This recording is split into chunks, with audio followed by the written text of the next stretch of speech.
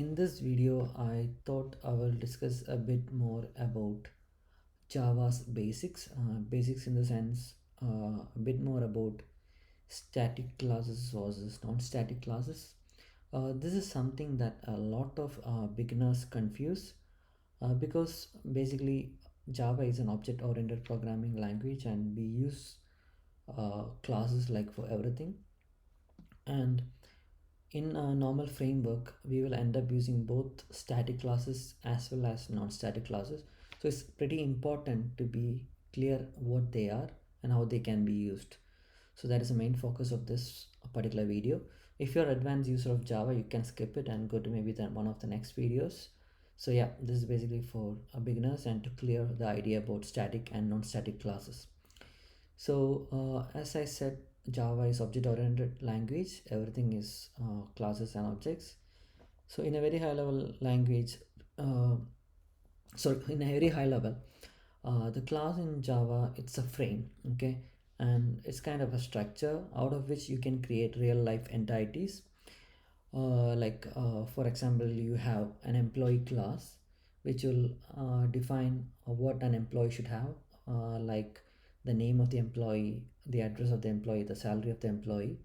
And when you create an object of the employee, like for example, employee Rakesh, you will define his name, his last name, maybe his phone number, address, salary, those kind of things.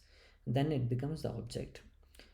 So that's how a classes that's what a class is, and that's what an object of the class is for a non-static class. Okay, you might have a class. Another example would be you might have a class called animal, and the object would be like a deer or a tiger or a cat, which is a real life entity of that particular structure called animal. And another one would be like a vehicle class would be there, and an object would be a BMW or Volvo or Audi or a Maruti car. Okay, and so everyone knows that every Java class, every Java program starts from the main class. So you will always have a main class, a public static or a public class called main, which will have a public static void main function, which is the entry point of every Java program. And when your compiler gets the program to run, it first tries to find the main function, which is inside the main class, and the execution basically start from there, line by line. So you might have references to other classes in the main. So the control goes to that class, do the particular execution, and then come back. So that's how basically a Java program works. And by default, every main class would be a static class because it has a static function inside it. So this function is a static function. It's of return type void, and its name is main, and it takes arguments. It can take like any number of arguments, and it's a static class. So you won't create an object of this static class. So by default, the compiler goes and directly reads what is there inside the main function. It starts executing the program from there. And another example of a static class would be like this. So for example, this is an arithmetic class, right? It's a class for addition, and you have a function inside it. If you want to make this class static, you have to just use the keyword static, and it becomes a static method, and this class becomes static class. So if I want to access this function inside this static class from the main, what I need to do is I will just call the name of that class, and if I put a dot in there or a period in there, it will show me all the functions that are available, and I can just select whatever I want. So this is happening because this class is a static class and this method is a static method. So to access a static method inside a static class, all we need to do is use the name of the class and call the function that you need. And since this function takes two parameters, as we created it, you had to pass the two variables. Okay, and basically if you go using command and click, if you go into it, it returns the response of it returns the sum of the two variables. So that's how you access a static class. So all you need to do is use a class name and call the function. And let's print what is coming out of this. So I use s out, enter, uh, and then I paste the static function call inside that. And if I run this code, you can see it just printed it. Let's say if I want to make this class, so let's say if I want to make this class a non-static class, so all I have to do is remove the static from here, and it will give me an error message saying make addition static, because I'm using the class name to call this. But we are not going to do that. Let's not make it. Let's see how we can call a non-static method inside a non-static class. So if I want to call, so this is a non-static, right? It doesn't have the keyword static. So this is a non-static, this is a non-static method, and this addition becomes a non-static class. So if I want to access a non-static method inside a non-static class, I need to create an object of that class. So addition, just call it small addition equal to new. I have to call the constructor. If you see over here, there is no function called addition constructor, so automatically it ends up calling the default constructor. You don't have to explicitly mention it. By default, every class has a constructor. So basically using new, we call the addition classes default constructor, and this creates a new addition object in this variable and assigns it into this variable of type addition. So now if I want to call the function inside this addition object, I just have to use the name of the object. So the difference is we are using the name of the object to call the method. Run this, it will show you the result. So if you ask why we need to create a static class, this is not a good example. So when you want to just just put some code inside a class to organize it, that's when you use static, because uh, static class. So you can see like addition is let's call this to make more sense, let's rename this to arithmetic. Okay,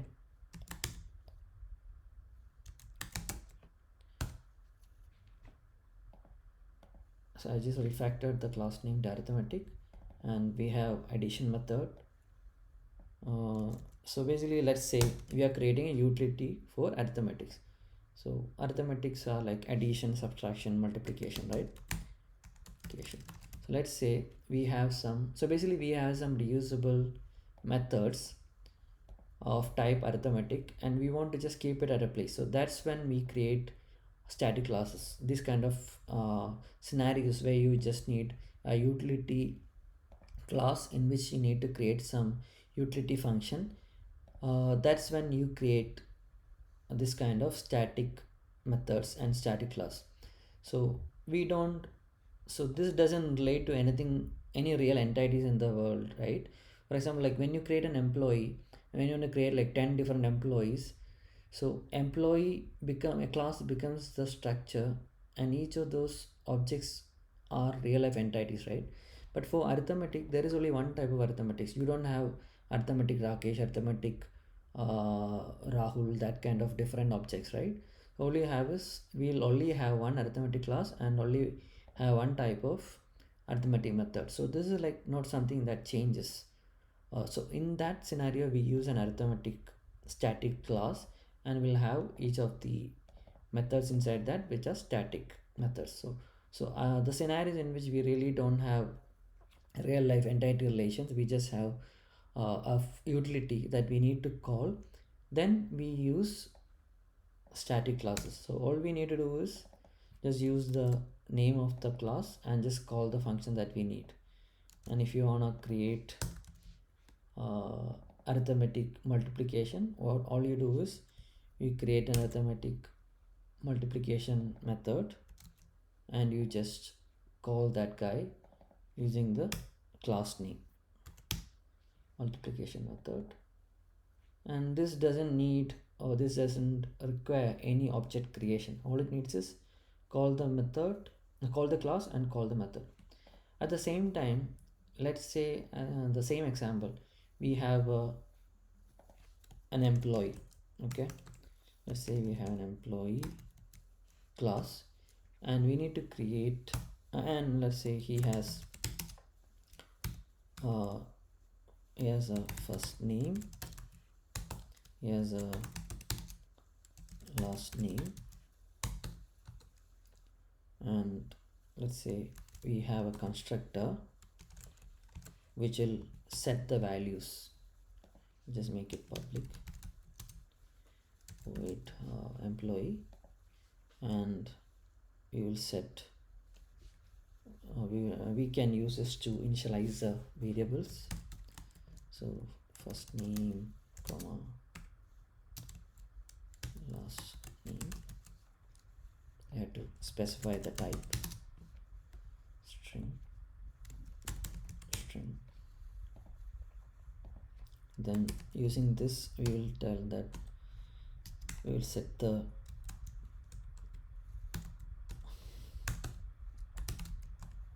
last name. So basically what we are doing is when we are calling the constructor, we will pass the values and we will set those values into the two variables of the employee class. Okay, so we have a class with the basic constructor, and this is going to be a real life entity, right? Say for example I want to create an employee named Rakesh, and at the time of creating the class, creating the object employee, I will use the constructor and I will pass his first name, that is Rakesh, and his last name, that is Prabhakaran. Okay,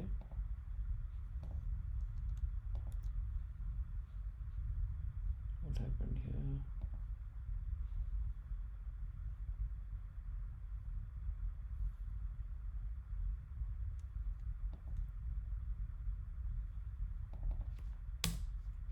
So it doesn't need to.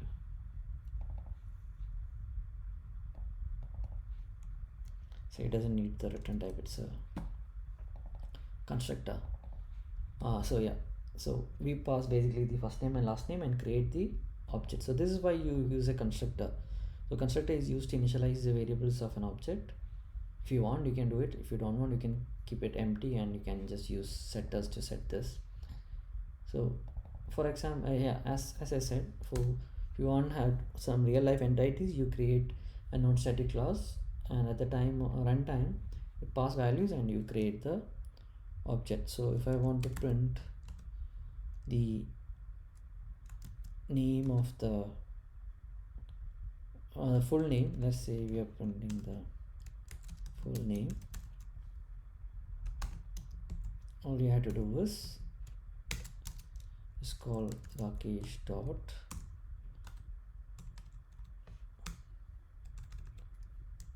first name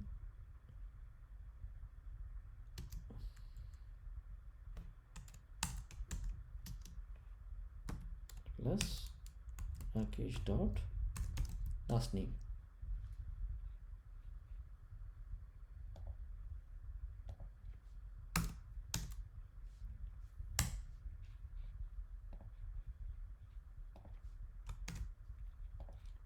So now if I just run the program, so yeah, so we create an object, we initialize the object using the constructor, we use the class name, the object name to get the variable of the first name, and use the same object name and got the class name. At the same time, if we had another employee, say we had an employee called John, all we need to do is just create a new variable John and just pass the values when you create him. In the same way, you can get the values of that object using its object name and its variables. So that's the difference between a static class and a non-static class. And normally you use static classes for utilities that you can reuse across your project, and all the other ones are made non-static to directly relate it to real life entities and creates real life objects out of it and use it. I hope that clears some that gives some clarity on the actual use and need of static and non-static classes. Let's catch up in the next video. Thank you.